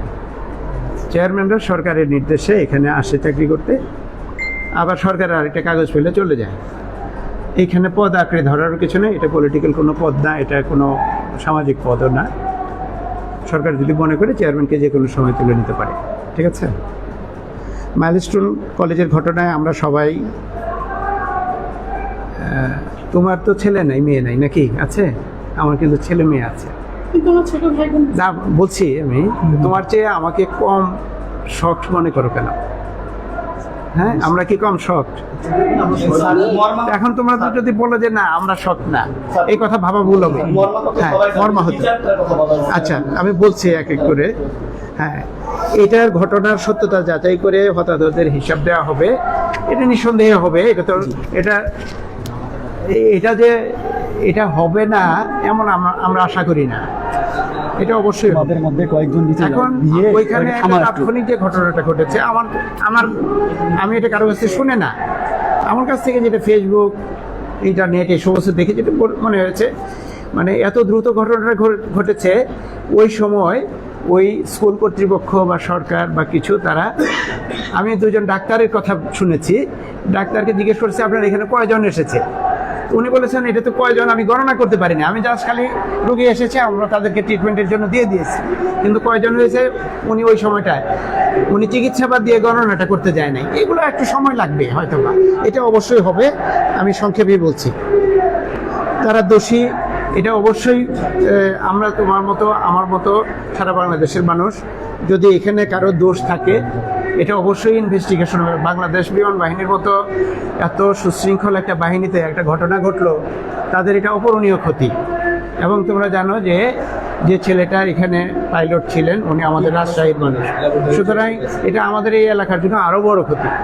এরকম একটা মানুষ এইভাবে হলে অবশ্যই বিচারের আওতায় আসবে কারো যদি দোষ থাকে। পরীক্ষা পিছানোর সিদ্ধান্ত যেটা বললাম, সিকিউ এমসিকিউ মিলে পাস, এই বিষয়টা। আচ্ছা, পরীক্ষাগুলো তোমরা একটু কথা বলেছ এরকম, আমি বিষয়টা এইভাবে বলি। পরীক্ষা গ্রহণ, তারপরে প্রশ্নপত্র প্রণয়ন, এই বিষয়গুলো সম্পর্কে আমরা অনেক কিছু জানি, কিন্তু আমাদের জানার কিছু ঘাটতিও থাকে। সব জানা যে আমাদের প্রপার হয়, আমার সব জানা সঠিক না, ঠিক একইভাবে তোমাদের সব জানাও সঠিক না। ঠিক আছে? যেমন ও একটা বললো যে আমি নভেম্বরে জয়েন করেছি, না আচ্ছা আচ্ছা, তো আমি নভেম্বরে যোগদান করি নাই, আমার যোগদান হলো জানুয়ারি 7 তারিখ। আচ্ছা, যেমন এই যে এইটুকু একটু গ্যাপ থাকলো না, ঠিক সেরকমই প্রশ্নপত্র প্রণয়ন। রাজশাহীতে যে পরীক্ষা হয়, এই প্রশ্নপত্র রাজশাহীর কোনো টিচার রাজশাহী থেকে তৈরি হয় না, রাজশাহীরা প্রশ্নপত্র প্রণয়ন করে। ঢাকা বোর্ড প্রশ্নপত্র প্রণয়ন করে, দিনাজপুর বোর্ড করে, বরিশাল বোর্ড, এরকম 9টা বোর্ড প্রশ্নপত্র প্রণয়ন করে সেট নিয়ে একটা জায়গায় জমা করে। সেখান থেকে আবার লটারির মাধ্যমে সিদ্ধান্ত হয়। বলো। তাহলে কি স্যার কঠিন কোশ্চেনগুলো না, আমি বলি, দাঁড়া কি কথা বলে স্যারকে শেষ করতে দাও আগে। যখন এইটা তোমাদের বোঝার ভুল, আমরা অনেক সময় আমরাও ভাবতাম যে সেট নাম্বারে একটা হয়, সেট নাম্বার 2 হলে বোধহয় কঠিন হয়, ক সেট না হয় খ সেট হলে কঠিন হয়। কিন্তু এবার আমি নিজে চোখে যেটা প্রশ্নপত্র প্রণয়নের প্রক্রিয়াটা দেখেছি, সেটা হলো 9টা বোর্ড থেকে 9 দুগুণে সিকিউ প্রশ্ন হয় 4×36 সেট প্রশ্ন, ওইখানে আমরা জমা হয়। আমাদের বোর্ড থেকে 4 সেট, এরকম 9 বোর্ড থেকে, তার মধ্যে একটা লটারি সংগঠিত হয়। লটারি করে এই 36 সেট প্রশ্ন থেকে 9টা বোর্ড 9 সেট প্রশ্ন নেয়, 9 দুগুণে 18 সেট প্রশ্ন নেয়। বুঝেছ? 18 সেট। এখানে শর্ত হলো আমার মানে রাজশাহী বোর্ডের তৈরি করা প্রশ্ন নিতে পারবে না, আর বাকিগুলোর মধ্যে থেকে নিতে পারবে। এই অপশন দিয়ে লটারি হয়। এখন লটারি মানে ভিতরে আছে প্রশ্ন, উপরে জাস্ট প্যাকেট। কোন প্যাকেট কঠিন, কোন প্যাকেট সহজ, এটা জানার বোঝার আসলে উপায় থাকে না। আর এটা কি হবে না তাহলে? হ্যাঁ, তাহলে কি অভিন্ন প্রশ্নপত্রের পরীক্ষা হবে না? মানে দেখা যাচ্ছে যেভাবে চলছে সেভাবে চলবে? আমি বলি নাই। আচ্ছা, এখন হলো আলাদা আলাদা প্রশ্ন কেন? আলাদা আলাদা প্রশ্ন কেন? এটার জবাব বোধহয় আরো আগে ছিল, তাই না? আমরা কিন্তু নিয়মিত বই, যেমন চেয়ারম্যান স্যার এখানে আছেন, আমি আসছি, অন্যান্য অফিসাররা আছেন এখানে, শিক্ষা মন্ত্রণালয় আমাদের নিয়োগ দিচ্ছে, ঠিক সেই রকম অনেক কিছু নীতিমালা আছে পরীক্ষা সংক্রান্ত, এগুলো মন্ত্রণালয় দিয়ে নিয়োগ দেয়। এমনকি পরীক্ষার যে প্রোগ্রামটা, সেই প্রোগ্রামটা আন্তঃশিক্ষা মধ্যে তৈরি হয়, সেটা মন্ত্রণালয়ের অ্যাপ্রুভ লাগে। সব কিছুর মাথার উপরে আমাদের মন্ত্রণালয়। স্যার এবার এগুলো সবই কিন্তু এবার স্যার শৃঙ্খলার 7 জন জন্য। অলরেডি সুসাইড করছে, প্রত্যেক বছরই করে। আরো কতজন করলে আপনাদের নিয়ম মালা এগুলো চেঞ্জ হবে? না, এখন এখানে বলি, আমরা ভেবেছিলাম 5ই রাজশাহী বোর্ডে আগস্টের থাকলে আপনি পরে- খুশি হইতেন? আচ্ছা, রাজশাহী বোর্ডে থাকলে আপনি খুশি হইতেন? তাই আমি না, এই কথা তুমি এই কথাটা বলো কেন? তাহলে স্যার তাহলে মানুষকে 7 জন আক্রমণ সুসাইড করা যায় করছে না, হচ্ছে না তাহলে আর- না, এইভাবে মানুষকে আক্রমণ করা যায়? একটা মানুষ মরলে কেউ খুশি হবে? তাহলে স্যার 7 জন অলরেডি সুসাইড হয়েছে, রাজশাহী বোর্ডের হয়নি, এটা কোনো কোনটার কথা কারণে না। সুইসাইড হয়েছে? এই অভিন্ন প্রশ্নপত্র কি জন্য? স্যার এই পরীক্ষা পুরো সিস্টেমের কারণে স্যার, হ্যাঁ, পরীক্ষা ফেল করছে যারা। তাহলে তো কাউকে ফেল করতে দেওয়া যাবে না। না না স্যার, ওইটা বলেনি, কিন্তু এই যে হুট করে আমরা যে সিস্টেমের কথা বলতেছি, যে হুট করে স্যার এই যে সরাসরি 85% থেকে একেবারে 58-তে নামে আচ্ছা, নিয়ে আসা ওইটা হলো। যাচ্ছি আমি, ওইটা যাচ্ছি, জি, বলেন। পরে যাই। অভিন্ন প্রশ্নপত্রের বিষয়টা শৃঙ্খলার জন্য। যেমন ধরো এবার একটা পরীক্ষার দিন কুমিল্লায় বন্যা হয়েছিল, শুধু ওই জায়গাটা, ওই কুমিল্লা বোর্ডের পরীক্ষাটা স্থগিত ছিল। তাতে হয়েছে কি, এই বোর্ডের পরীক্ষা কিন্তু চালানো গেছে, যেহেতু আলাদা আলাদা প্রশ্ন চালানো গেছে। অভিন্ন প্রশ্ন হলে কি হতো, পুরো বোর্ডের পুরো সারা বাংলাদেশ পরীক্ষা স্টপ থাকতো। এখন বলতে পারেন যে সারা বাংলাদেশ পরীক্ষা স্টপ থাকলে সমস্যা কি? জি হ্যাঁ, জি জি, হ্যাঁ দাঁড়া থাকে। জি স্যার বলেন। হ্যাঁ, কোনো সমস্যাই নেই, কিন্তু সরকার বলে একটা বিষয় আছে। হ্যাঁ, এখন আমরা যদি সরকারকে মনে করি যে না, সরকারের প্রয়োজন নাই, তাহলে অন্য কথা। আচ্ছা, আমাদের দাবি আমি বলি, জানাচ্ছি ধরেন আমরা। আপনার একটা কোচিং সেন্টার আছে, জি। আপনার সব প্রশ্ন কি নির্ভুল হয়? আপনি পরীক্ষা নিচ্ছেন 100 জন একটা ক্লাসে। স্যার কোচিং এর সাথে শিক্ষা বোর্ডের তুলনা না, না, করবেন না, কেন, আমি স্যার? তুলনা করিনি, আমি তো সেটা উদাহরণস্বরূপ। আপনি তো 100 জনের পরীক্ষা নিচ্ছেন, তার মধ্যে তো একটা প্রশ্ন ভুল হয়, হতে পারে না? হতে পারে কিনা? আচ্ছা, হতে পারে কিনা আপনি স্বীকার করবেন, বলেন বলেন যে কোচিং আর হতে পারে। শিক্ষা বোর্ডের তুলনা এটা তো করা এমন কোনো হবে না, কঠিন, স্যার। আমি তুলনা করছি না। 100 জনের পরীক্ষা নিতে যে যদি একটা ভুল হয়, এখানে পরীক্ষা হচ্ছে সারা বাংলাদেশ 26 লাখ, তাহলে ভুল ভ্রান্তি তো মানবীয়, এটা তো। হ্যাঁ, তারপরে আবার আরো বিষয় আছে, যেমন এবার একটা ভুল হয়েছে, সি এর জায়গায় এস প্রিন্ট হয়েছে, এটা একটা ভুল এসছে আইসিটির প্রশ্নে, একটা প্রোগ্রামিং এর প্রশ্নে। এই প্রশ্নে যে ভুল আসছে আমাদেরকে আচ্ছা, আমি বলছি আর কি কথাটা। বলে না এখন। না, আমি বলছি এই একটা ভুল আসছে, এই ভুলটা কি করে হয়, তাই না? আচ্ছা, এটাও একটা প্রশ্নপত্র প্রক্রিয়াটা কেমন হবে মনে আমাদের বিশ্বাস যে একজন একেবারে প্রশ্ন তৈরি করে দেয়, জাস্ট ওই প্রশ্ন ফটোকপি হয়। আসলে বিষয়টা তা না। হ্যাঁ, প্রশ্নপত্র, আমি যে একটা প্রশ্ন তৈরি করলাম, এই প্রশ্নটাই হুবহু দিয়ে দিল, এই প্রশ্নটার নিরাপত্তা কতটুকু হলো? তাহলে এখানেও অনেক প্রক্রিয়ার মাধ্যমে যায়। হ্যাঁ, হাতে লেখা থেকে আবার যখন ওইখানে বিজিপি সে প্রশ্নগুলো টাইপ করে প্রিন্ট করে, কখনো ভুলক্রমে একাত্র ভুল ভ্রান্তি হতে পারে, প্রশ্নপত্রের ভুল হয় এই কারণেই। তো ভুল হলে যে বিষয়গুলো, এই যে কিছু নিয়ম কানুনের কথা বলা হয়েছে, আমাদের ছাত্রছাত্রীরা তো স্কুলে যায় কম, কলেজে যায় কম। আমরা ভেবেছিলাম 5ই আগস্টের পরে ছাত্ররা কলেজমুখী স্কুলমুখী বেশি হবে। স্যার এখানে আমি একটা কথা বলি। আমরা কলেজে স্যার কেন যাব? কলেজে তো স্যার ক্লাস হয় না, ক্লাস হয় না, হ্যাঁ। ক্লাস হয় না। আমাদের যে প্র্যাকটিক্যাল গুলো নাই, জাস্ট প্র্যাকটিক্যাল খাতা দেখে আমরা তুলি। স্যার জিজ্ঞাসা না, থিওরি ক্লাসের কথাই বলো দেখি। থিওরি ক্লাসে আমরা হয় না? প্র্যাকটিক্যাল ক্লাসে পড়তে হয়। আমরা কলেজে থিওরির কথাই বলো। থিওরি স্যার যে কটা ক্লাস হয় ওই কটা ক্লাসে ছাত্ররা যায় না তো। হ্যাঁ, যাবে কেন স্যার? কারণ ওই যে টিচাররা যে আউটপুট গুলো দিবে, সেই আউটপুটটা তো দেয় না। যে আমরা আচ্ছা, এখন তোমার ওই কথা হয়েছে, বুঝছি। তাহলে তো আমরা কলেজে ভর্তি হওয়ার জন্য ব্যস্ত হয়ে যাই কেন? আমি এই কলেজ না ওই কলেজ ভর্তি হবো, ওইটা তো স্যার আমাদের সিস্টেমের ভিতরে। এই কথা তোমার কথা ঠিক না। কলেজে ক্লাস হয়, আমিও কলেজের টিচার। আচ্ছা স্যার, আমি একটা হ্যাঁ। কথা বলি। আপনি যে প্রশ্নপত্রের কথা বলছেন, ভাইকে বললেন যে উনি 100 জনের পরীক্ষা নেবেন, উনি কোশ্চেন করছেন, একটা না একটা ভুল থাকতে পারে। আমি এখানে বলবো, উনি 100 জনের পরীক্ষা নিচ্ছেন, উনি একটাই কোশ্চেনটা করছেন, সেক্ষেত্রে ওনার একটা পার্সোনাল ভুল। কিন্তু শিক্ষা বোর্ডের মতো একটা জায়গায় না, আপনি এটা হ্যাঁ। বললেন যে হাজারটা প্রসেসিং এর পরে কেন ভুল? আমি পদার্থবিজ্ঞান প্রথম পত্র দিয়েছি পরীক্ষা, পদার্থবিজ্ঞান প্রথম পত্র পরীক্ষায় 2টা সিকিউ ভুল, তত্ত্বীয়ভাবে ভুল ইনফরমেশন দেওয়া আছে। আমি করতে গেছি, মিলিয়ে নাই। পরে আমি 35 মিনিট ট্রমাটাইজ হয়ে ওখানে বসে থেকেছি, শেষে আমি একটা সিকিউ কমপ্লিট করতে পারিনি। আমি 45 মার্কের অ্যান্সার দিয়েছি। তো কেন ওখানে যদি সে অঙ্কটা করতে আমার সর্বোচ্চ 7 থেকে 8 মিনিট লাগবে? আমি যখন দেখলাম আমার কেন মিলছে না, বাসায় এসে দেখছি সবাই অ্যান্সার দিচ্ছে, যে বলছে যে হ্যাঁ এটা ভুল। আমার সেক্ষেত্রে আমার পরীক্ষা দিতে বসেছি, সেক্ষেত্রে আমার তো কমন সেন্সটা সেক্ষেত্রে একদম ডাউন থাকবে, বা নতুন জায়গাতে আমি কেন আমার মিলছে না একটা অ্যান্সার আসলো, আমি জানি যে এরকম একটা অ্যান্সার হবে না, তো এগুলা কেন হবে? আপনি বললেন 1000টা প্রসেসিং হয়, 1000টা প্রসেসিং এর পরে 8টা সিকিউ জাস্ট, তার ভিতর কেন 2টা ভুল হবে? একটার ব বলছিল, আরেকটার ব 2টাই বলছিল। প্রশ্নের টাইম ম্যানেজমেন্টের কথা যেটা বললো ওটা বাদ দিলাম, কিন্তু আমি একটা স্টুডেন্ট, আমি সায়েন্সের স্টুডেন্ট, আমি যখন পড়বো ফিজিক্স বলেন কেমিস্ট্রি বলেন মাথায় অনেক সূত্র অনেক ইকুয়েশন, আমি জানি যদি আমি পরীক্ষা হলে আমার মাথায় একবার উল্টাই আমি সব সিকিউ ভুলে যাব, আমি সব কিন্তু ইকুয়েশন ভুলে যাব, এইটা আমি জানি। বলবেন যে তাহলে আমার ভুল, আমার মতো অনেক স্টুডেন্ট আছে, সবার পড়ার একরকম ক্ষমতা নাই। এরপর আমি যখন পরীক্ষা হলে যাই দেখি এই কোয়েশ্চেনটা ভুল, আমার ভুল, আমার মাথা উঠে যায়, আমি সব ভুলে যাব। আমার মতো স্টুডেন্ট বুঝেছি। হ্যাঁ, আসলে এই একটা প্রশ্ন ভুল হলে ভুলের পক্ষে কেউ সাফাই গাওয়া উচিত না।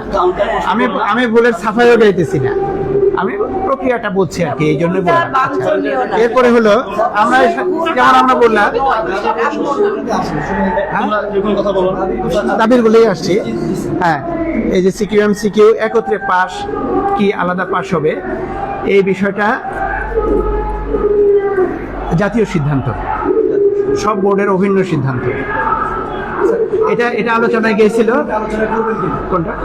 আমরা যে আপনাকে জানালাম এটা ছাড়া আপনি কি আলোচনাটা করবেন? আচ্ছা, আমি বলি সিকিউ এমসিকিউ মিলে পাস হবে কিনা এসএসসি পরীক্ষা রেজাল্ট দেওয়ার আগে আমাদের একটা ফোরামে আলোচনা হয়েছে, আলোচনার পরে তারা সিদ্ধান্ত হয়েছে যে না, আগের মতোই সিকিউ এবং এমসিকিউটা আলাদা প্রশ্ন, আলাদা থাকবে। ভবিষ্যতে কি হবে এটা বলা নেই, এই পরীক্ষার জন্য। হ্যাঁ, পাশের হার কমলো কেন, এই একটা বিষয়। পাশের হার যেভাবে বলা হচ্ছে যে পাশের হার কেউ কমিয়ে দিয়েছে বা কেউ বাড়িয়ে দিয়েছে, এটার সাথে আমি একমত না। স্যার পাশের হার কমছে কেন এটা আমরা জানি। আমার কথা হচ্ছে যে এই যে গ্রেস মার্কটা বলছে যে এবার থেকে দেওয়া হবে না, তো এটা কেন বলা হবে? না, আমি গ্রেস মার্ক কবে দেওয়া হয়েছে? আগে দেওয়া হয়েছে। কবে? কার সার্টিফিকেটে আছে গ্রেস মার্ক দেখানো? গ্রেস দেওয়া থাকে, লেখা থাকে গ্রেস +2। কার মার্কশিটে আছে? খাতাটা আমরা দেখি না। না, মার্কশিটে তো লেখা থাকে, তো মার্কশিটে প্লাস দেয়। এটা কোনো এক সময় আচ্ছা স্যার অতীতে ছিল। 30 বছর আগে। এই যে স্যার কিন্তু বললো যে 30 বছর আগে একবার রেজাল্ট খুব খারাপ হচ্ছিল, তখন হ্যাঁ ওই যে এরকম, হ্যাঁ তখন ইংরেজি বিষয়ের জন্য বিশেষ করে 2 না 5 নাম্বার গ্রেস দেওয়া হয়েছিল। তাহলে গ্রেস মার্ক নিয়ে আপনার মন্তব্য কি?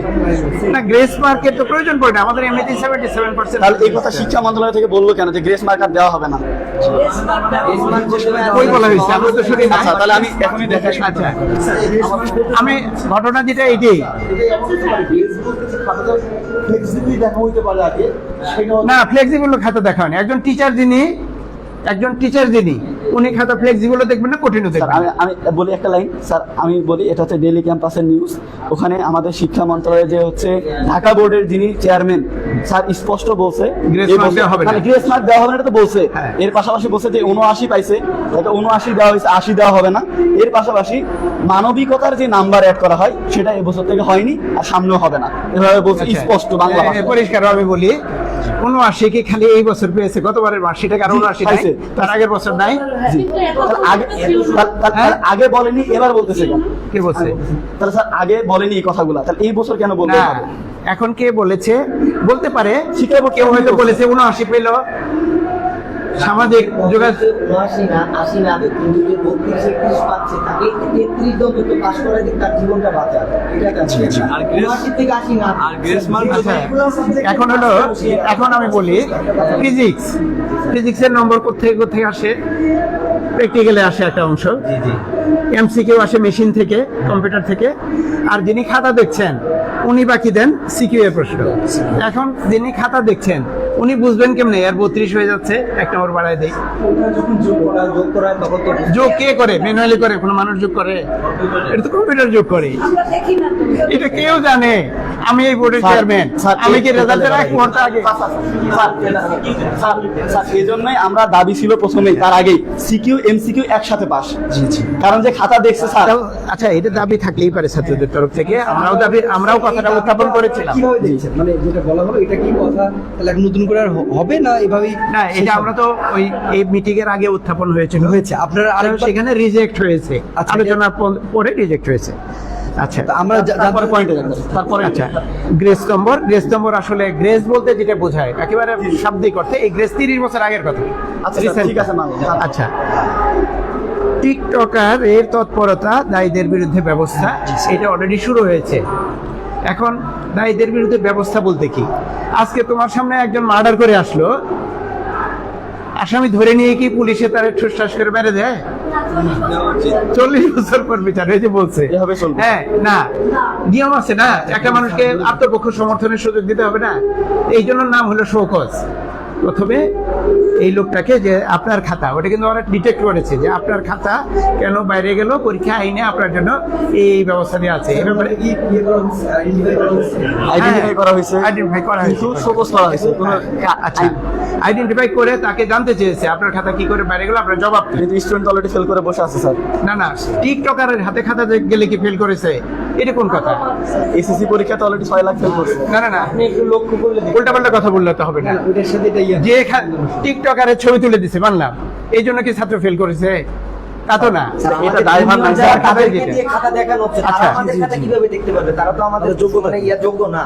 ইউনিভার্সিটি টিচার টিকটক করে, জানেন এটা আছে? আমরা না, না, এরকম আছে বাংলাদেশে? আচ্ছা, এরকম কিন্তু আছে। আচ্ছা, এসএসসি ফেল করে আমরা যেটা ভেবেছিলাম যে স্টুডেন্টরা বলেন, হ্যাঁ, স্যার অনেক সময় সারা দেখা যায় অন্য স্টুডেন্টদেরকে তো খাতা দেখায়, কিন্তু একটা অ্যান্সার কিন্তু অনেক রকম হতে পারে, সেটা কিন্তু একজন টিচার এটা স্টুডেন্ট দিয়ে খাতা দেখা চরম অপরাধের বিষয়। আমাদের যখন খাতা দেওয়া হয় প্রতিবার আমরা প্রতিজন টিচারকে এটা বলা হয়, লিখিতভাবে তাদেরকে স্লিপ দেওয়া হয়, এই কাজগুলো করতে পারবেন না। একটা টিচারকে এত পরিমাণ খাতা দেওয়া হয়, কত পরিমাণ? না স্যার, বলতে চাই এত খাতা দেওয়া হয় যে ওরা টিকটকার দিয়ে দিয়ে খাতা। না না না না না, একজন টিচারকে 250 খাতা দেওয়া। আর কেউ কোনো কথা বলো না স্যার, একজন বলে শেষ টিচার করুন। 250 খাতা নেন, বাইরে অনেক একজন টিচার 250 খাতা নেন। এটা অনেক বড় না, তাকে 15 দিন প্রাথমিক সময় দেওয়া হয়, তারপরে আরো কিছু সময় সে পায়। স্যার, তো যারা অলরেডি অপরাধী ধরেন হয়েছে, যারা মানে চিহ্নিত হয়েছে, তাদের বিরুদ্ধে শাস্তি কবে নেওয়া হবে বা এই বিষয়ে আপনাদের সিদ্ধান্ত? এটা বিধি মোতাবেক ব্যবস্থা প্রক্রিয়াধীন আছে এবং এটা নিয়ে জোর জবরদস্তি করার তো কিছু নেই। হ্যাঁ হ্যাঁ হ্যাঁ, আচ্ছা, ঠিক আছে। সাপ্লিমেন্টারি পরীক্ষার ব্যাপারে একটু ছাত্রছাত্রীদের তরফ থেকে বা আমাদের মন্ত্রণালয়ের পক্ষ থেকেও একটা যাচাই করা হয়েছিল যে আসলে কি আমরা যারা ফেল করেছে তাদের সাপ্লিমেন্টারি পরীক্ষা নেওয়ার সুযোগ আছে কিনা। তো এটা নিয়েও আমাদের সচিব মহোদয়ের সাথে কথা হয়েছে। পরবর্তীতে যেটা দেখা গেল যে একটা পরীক্ষা এই ছাত্র যতটাই ফেল করুক, 5টা হোক, 50টা হোক, 5000 হোক, তাই না, এদের পরীক্ষা নিতে গেলে এদের ফর্ম ফিল আপ আছে, এদের প্রশ্ন করতে হবে, পরীক্ষা নিতে হবে। কিন্তু এই ধাপগুলো পার হয়ে রেজাল্ট হওয়া পর্যন্ত এসে 2 মাস 3 মাসে সম্ভব না।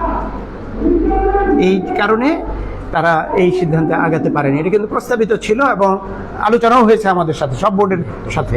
কিন্তু এটা দেখা গেছে এটা আসলে যদি আমরা করতে যাই যে আমরা একটা পরীক্ষা নিব, প্রশ্ন তৈরি করতে হবে, তারপরে ফর্ম ফিল আপের সুযোগ দিতে হবে, তারপরে হলো যে পরীক্ষা নিতে হবে। যেমন ছাত্র হয়তো একটা সাবজেক্টে পাওয়া যাবে আমাদের বোর্ডে হয়তো 500 জন, তাদের কেন্দ্র স্থাপন করতে হবে, তাদের পরীক্ষা, ওই পরীক্ষা কিন্তু আবার ওই 1.5 মাসের প্রোগ্রাম থাকতে হবে। এই প্রসেসটা আগে থেকে ফলো করা যায়।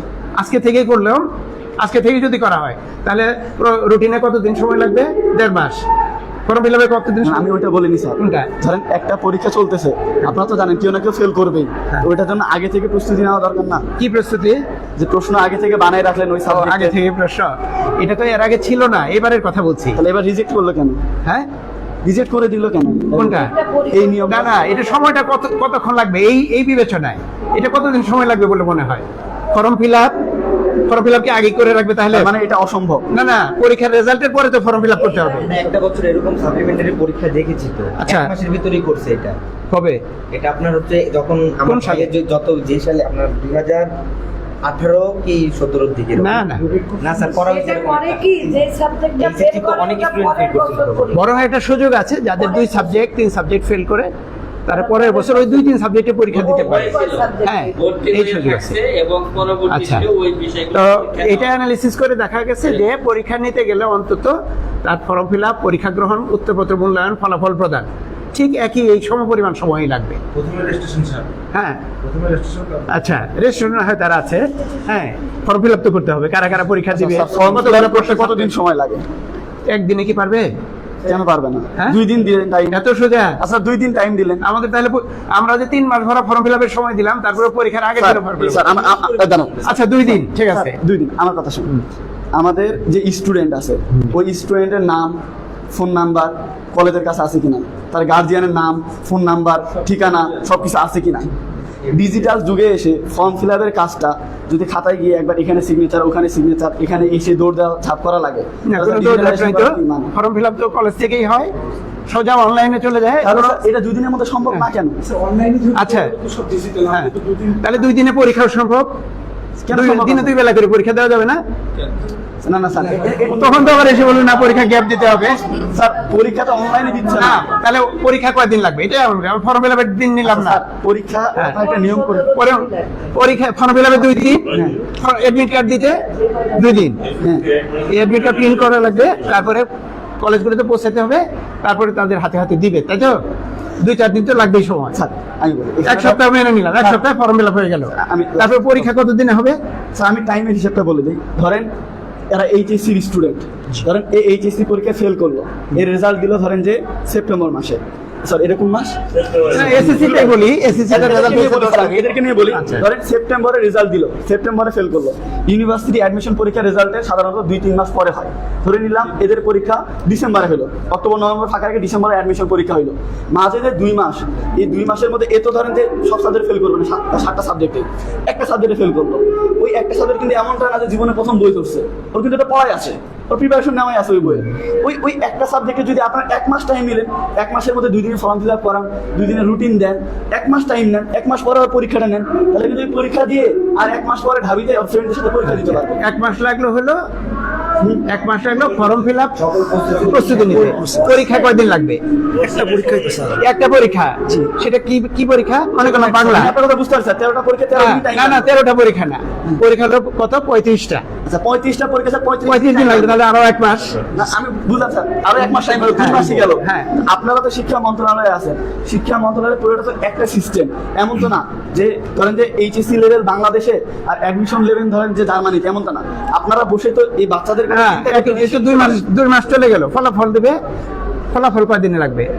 ফলাফল দিতে 7 দিন সময় লাগে, দ্রুততম সময়ের মধ্যে দ্রুতই আরো 1 মাস লাগবে। আপনার অ্যাডমিশন পরীক্ষার 1 মাস। আর তুমি সে মনে করতেছো যে একটা সাবজেক্ট তো 35টা, স্যার অ্যাডমিশন পরীক্ষা 1 মাস পিছিয়ে দেন, কিন্তু এদের একটা সুযোগ দেন, এদের যদি আপনারা এভাবে ফেলে দেন, ফেল করছে তাই বলে এরা ফেলে দেন, না ফেলে দিবে কেন? একটা স্টুডেন্ট, ছাত্রদের যাই কিছু করা হয় সবই ছাত্রদের চিন্তা করেই করা হয়। এটা কোন ধরনের চিন্তা স্যার? এটা তো বুঝতে পারি না। শুনেন, আমি যদি এই সরকার মানে কি বলবো, আপনার শিক্ষকদের এই ছাত্রদেরকে স্কুলে পাঠান না কেন, কোচিংয়ে কেন নেন? আপনার কোচিংয়ে যে টিচাররা পাঠ দিচ্ছে তাদের যোগ্যতা কি বলেন তো দেখি? তারা সবাই তাদের যোগ্যতা কি? সৃজনশীল ট্রেনিং কয়জনের আছে স্কুলে? সৃজনশীল ট্রেনিং কয়জনের আছে বলেন তো দেখি? আপনারা তো, এটা আমি বলতে চাই নাই স্যার, কিন্তু এটা সরাসরি আপনার বিপক্ষে যাচ্ছে। বলছিলাম ছেলে পেলে স্কুলে যদি আমাদের আছে, যদি স্কুলে ভালোভাবে পড়ে তারা কোচিং এ কেন আসবে? তাহলে কোচিং এ ভালো পড়ায়, কোচিং এ তো হ্যাঁ কেন আসবে? কোচিংয়ে ক্লাস হয়, হ্যাঁ, আর কলেজে ক্লাস হয় না। শত দিন আমি ক্লাসে গেছি, দাঁড়ায় থাকছি, ছাত্র নাই, 200 ছাত্রের মধ্যে আপনার মতো টিচার তো সবাই না স্যার, তারা সবাই মনে করেন। তাহলে কোচিং খুব ভালো, কোচিং ছাত্র ফেল করে কেন? না, কোচিং এর ছাত্র ফেল করে কেন? কোচিং এ পড়ে ফেল করে কেন? আপনি এটা আমার মেয়ে কোচিং এ যে 50 পেয়েছে, আমি বলি আমার মেয়ে কোচিং এ পড়ে ওর ছাত্ররা পেয়েছে 80, আমার মেয়ে পেয়েছে 50। স্যার কেন পাইলো? আমি কি কোচিং কে দোষ দিব? স্যার আপনি রাজশাহীর একটা কলেজ দেখান যেই কলেজের শতভাগ টিচার কোচিং করায় না, একটা কলেজ দেখান আমাকে যে এই কলেজের কোনো টিচারই কোনো টিউশনই করে না, কোনো কোচিং করে না। আপনাদের তো স্পষ্ট নিয়ম যে টিচার সরকারি জব করে, সে আলাদাভাবে ওই কলেজের স্টুডেন্টকে কোচিং করাইতে পারবে না। তাহলে এখানে রাজশাহীর একটা কলেজ দেখান যেই কলেজের কোনো টিচার কোনো কোচিং করায় না আলাদাভাবে, রাজশাহীর অফলাইনে একটা কলেজ দেখান। কোচিং তো টিচাররাই করে, কলেজের টিচাররাই করায়, আমরা তো গাইডলাইন দিই স্টুডেন্টদের।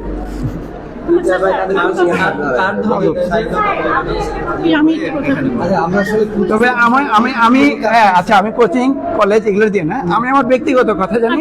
আমি আমার স্টুডেন্ট লাইফে ইন্টারমিডিয়েটে কোনো প্রাইভেট পড়ি নাই, গণিত 2টা মাস ছাড়া।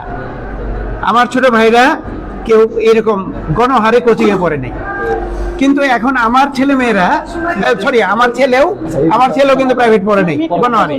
আমার মেয়েকে একটা কোচিং এ দিয়েছি, প্রতিদিন ওর কাছে শুনে আসতে হয়, ও মানুষের কাছে শুনে আসে যে কোচিং এ দেয়, আবার প্রাইভেট টিচার দেয় বাসায়, আমার কেন দিচ্ছে না, কথা বলেন না। হ্যাঁ এরকম কথাবার্তা আসে। তো যাই হোক, আমাদের শিক্ষায় ত্রুটি আছে, এটা নিঃসন্দেহে আমাদের মন মানসিকতায় ত্রুটি আছে।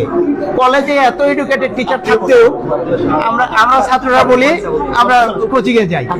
হ্যাঁ, তো দিন আসছে, আমার মনে হয় 5ই আগস্টের পরে মানুষের বোধোদয় হওয়া উচিত যে আমরা সঠিক কি করব। ঠিক আছে, আজকে শোক দিবস, আজকে আপনারা এই যে কষ্ট করে এসে, হ্যাঁ এই যে আমাদের অফিসের প্রয়োজনেই আসছেন, আপনার আশাটাকে আমি চ্যালেঞ্জ করছি না, কিন্তু এটা তো হবার কথা ছিল না। আজকে আমাদের পুরো অফিসের কাজকর্ম বন্ধ হয়ে আছে। হ্যাঁ, এখন বলবেন আমরা তো বন্ধ করতে বলি নাই, কিন্তু আমরা কেউই মনোযোগ বসাতে পারছি না। ঠিক আছে, তো এটা একটা অত্যন্ত সেন্সিটিভ জায়গা। এখানে কিছু একটা অঘটন, ধরেন আপনার সাথে 100 মানুষ এসেছেন বা 200 মানুষ এসেছেন, 200 মানুষের দায়িত্ব কিন্তু আপনি একজন নিতে পারবেন না। এর মধ্যে 2জন লোক, আনওয়ান্টেড লোক ঢুকে যেতে পারে, ঢুকে যেতে বোর্ডের একটা ক্ষতিও করে ফেলতে পারে, তাই না? সেই কারণে আমি মনে করি যে এই সমস্ত জায়গাগুলোতে বোর্ডের মতো সেন্সিটিভ জায়গা, যেখানে আমার বাবার, দাদার, তার দাদার সবার সার্টিফিকেট, মার্কশিট, তথ্যাদি জমা আছে, হ্যাঁ ডকুমেন্টস, অত্যন্ত সেন্সিটিভ জায়গা। ঠিক আছে, তাহলে দাবি নিয়ে যাবো কোথায় স্যার? হ্যাঁ, তাহলে দাবি নিয়ে যাবো আচ্ছা কোথায়? যাবেন না কেন? সবখানেই যাবেন। মানুষের আমাদের সার্বিকভাবে একটা সামাজিক আন্দোলন গড়ে তোলা দরকার, যাতে আমরা আমাদের যার কর্তব্যগুলো সঠিকভাবে আমরা পালন করি। এই যে বললেন 26 লাখ বেকার তৈরি হচ্ছে, 26 লাখ বেকার তো আসলে তৈরি হচ্ছেই, আবার সামান্য কিছু কর্মসংস্থান হচ্ছে। এই দাবি আমাদের সবারই। আপনাদের যেমন সামনে যারা এই যে এখন এসএসসি ইন্টারমিডিয়েট আছে, তাদের যেমন সামনে কর্মসংস্থানের দাবি, যাদের অলরেডি ইউনিভার্সিটি পাস হয়ে গেছে তাদের যেমন এই মুহূর্তেই দাবি, আমাদের সন্তানাদি তারাও হয়তো এখন চাকরি বাকরির খোঁজে আছে, তাদেরও দাবি। এই দাবিগুলো সঠিকভাবে সঠিক কর্মসংস্থানের ব্যবস্থা হোক, এটা আমরা সবাই চাই। বেকার আমরা চাই না, কেউই চাই না। হ্যাঁ, আমার মনে হয় যে দাবিগুলো ছিল সবই আমাদের শেষ হয়েছে। আমি যেগুলো লিখেছিলাম 11টা। নির্দেশনা কখন দেওয়া হয়? হ্যাঁ, পরীক্ষার নির্দেশনা। ও আচ্ছা, পরীক্ষার নির্দেশনা এগুলো আসলে এই একটা বিষয় ছিল। 33 দফা নির্দেশনা কার জন্য ছিল? কথা ঠিক না। 33 দফা নির্দেশনা ছিল কেন্দ্রের প্রতি, কেন্দ্রে সুষ্ঠুভাবে পরীক্ষা সম্পাদনের জন্য এই নির্দেশনাটা ছিল, যেটার মধ্যে প্রয়োজনীয়গুলো ছাত্রদেরকে সংশ্লিষ্ট টিচাররা একটু ধরেন করে জানাবে। আচ্ছা, তার মধ্যে একটা ছিল, আমি প্রথমটাই ছিল সকাল 9:30টায় কেন্দ্রে উপস্থিত হতে হবে। এটা কি কারোর জন্য নির্দেশনা ক্ষতির কারণ? এই নির্দেশনা না দিলে ছাত্র হয়তো বলবো আমরা কয়টায় যাবো। আচ্ছা, যাই হোক, ওই নির্দেশনা কারো ক্ষতি করার কিছু ছিল না। সবগুলা আমাদের যে হল আছে, কেন্দ্র আছে, ওখানে নিচে লেখা আছে ক্যালকুলেটর নিয়ে প্রবেশ করা যাবে না আইসিটি পরীক্ষাতে স্যার। আর অলরেডিতে স্যার আমরা একমাত্র স্টুডেন্ট যে সিঙ্গেল বেঞ্চে এক্সাম দিচ্ছি, প্লাস হলের পরিবেশ মানে স্যারদের ব্যবহার একবারে খুবই খারাপ। আমাদের সিলেবাসে এমন না যে আমি বলি পরের দিন স্যার 5 তলায়, আমাদের দিন স্যার পাশের রুমে, কিভাবে একটা মেন্টাল টর্চার এটা টর্চার আল্লাহ রে। স্যার অলরেডিতে শুধু আমাদের এই সিট, আমি বলি যে ক্যালকুলেটর নিয়ে পরীক্ষা দেওয়া যাবে না, ক্যালকুলেটর নিয়ে পরীক্ষা দেওয়া যাবে না এমন কোনো অভিযোগ আমরা এর আগে পাই নাই স্যার। আপনি চাইলে আমি ছবি দেখাই। তবে না অভিযোগ আগে পাই নাই, আগে তো জানানো হয়নি, আমি এই কথাটা বলছি। তো বিষয়টা হলো যে আমাদের যে ক্যালকুলেটর গুলো, এগুলো যুগ ধরে এই ক্যালকুলেটরই ব্যবহার হবে। কিছু শিক্ষক আছে আমাদের সাথে একটু কিন্তু অনেকেই বোঝে না, এটা তার ভিন্ন বিষয়। আমরা যেগুলো নিয়ে কথা বললাম মোটামুটি আপনি তো সবই মোটামুটি অ্যান্সার করে ফেলেছেন। না, যেহেতু আমার কাছে জবাব চাওয়া হয়েছে, আমাকে তো কিছু না কিছু বলতে হবে।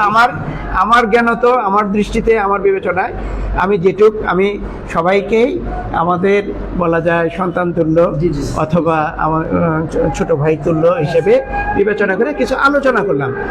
কম মানুষ আসলে আমি বসিয়ে নিয়ে আলোচনা করতাম, কিন্তু যেহেতু অনেক মানুষ হয়েছে আমরা বসতে দিতে পারিনি, সরি এই জন্য। তবে এটা ঠিক, আমরা যেন অনুপ্রাণিত হতে পারি আমাদের নিউ জেনারেশন দিয়ে। ঠিক আছে, নিউ জেনারেশনের কার্যকলাপ এমন হবে যেটা আসলেই সবার জন্য গ্রহণযোগ্য, পালনীয়, সবার জন্য সুখকর, এটা হবে। বলো। কিন্তু নিউ জেনারেশনে আমরা যে চেঞ্জটা আনবো, আমাদের সোশ্যাল যে একটা চেঞ্জ আনবো, সেক্ষেত্রে তো আমাদের বয়োজ্যেষ্ঠদের একটা সাপোর্ট কারণে আমাদের তো তাদেরকে পাশে থাকতে হবে। না, না, মনোযোগ দেওয়া লাগবে তখন। হ্যাঁ।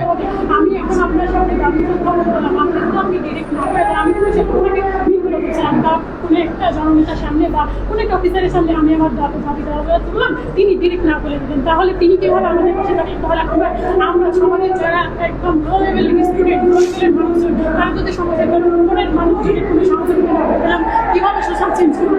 তারা তো আমরা আমাদের মতো যে কিন্তু তারা তো সে সময় সেই অবস্থাতেই থেকে গেল,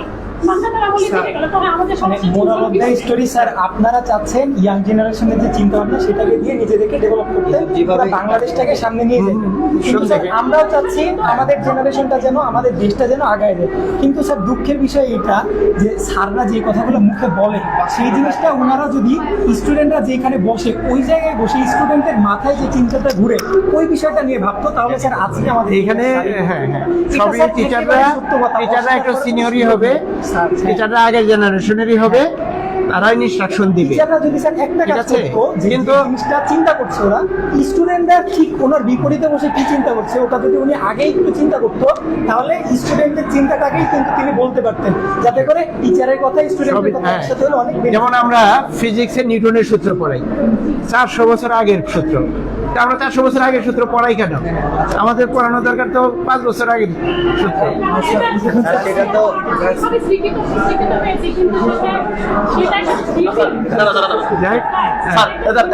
অনেক কথা হয়েছে। আমি যদি আমাদের পক্ষ থেকে কোনো ভুল ত্রুটি থাকে, স্যার আমরা আমাদের যে দাবি ছিল, প্রথম দাবি যে আপনাদের এখানে যারা আছে শিক্ষা সচিব, আপনি সহ যারা আছে তাদের পদত্যাগ, ছেলেমেয়েও ওটাই চাই, সবাই চাই, সবার পক্ষ থেকেই দাবি করা হয়েছে। এখন আপনি যেটা বলছেন যেটা সম্ভব না, এরপরে সাপ্লিমেন্ট পরীক্ষার কথা বলা হয়েছে, ওটা আলোচনা হয়েছে, ওটা সম্ভব না।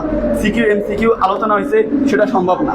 এরপরে যেটা হচ্ছে যে ওই পরীক্ষার খাতা দেখার বিষয়, সেটাও তদন্ত চলতেছে, ওই বিধিমালা অনুযায়ী শাস্তি দিবে, পরবর্তীটা চলতেছে। এই হচ্ছে অবস্থা। এখন আমরা স্যার আমরা আসছিলাম আপনাদেরকে আমাদের দাবিগুলো জানাইতে, আপনাদের বক্তব্য জানাইছেন।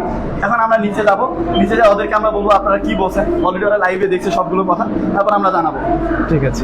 আচ্ছা, মেনলি যেটা শিক্ষা প্রতিষ্ঠানের কথা আমরা কিন্তু বলেছি, আমরা যখন নিচে বলি আমরা যেহেতু বিষয়টা ছাড়া তো ছাত্র নিজে পদত্যাগ করবেন, শিক্ষা প্রতিষ্ঠান তারা করা আমাদের মনে হয় এইখান থেকেই আমরা আরো বেগবান হোক।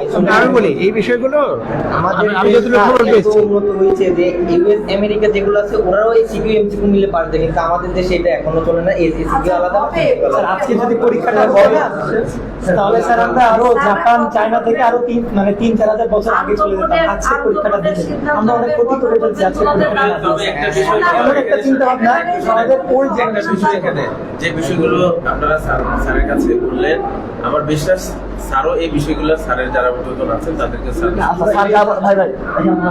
নিচে অনেক ঘটনা বলছে, স্যাররা যা বলে বলে দিচ্ছে, আমার নিচে দেখছে তো লাইভ অলরেডি। হ্যাঁ আচ্ছা স্যার আসসালামু আলাইকুম।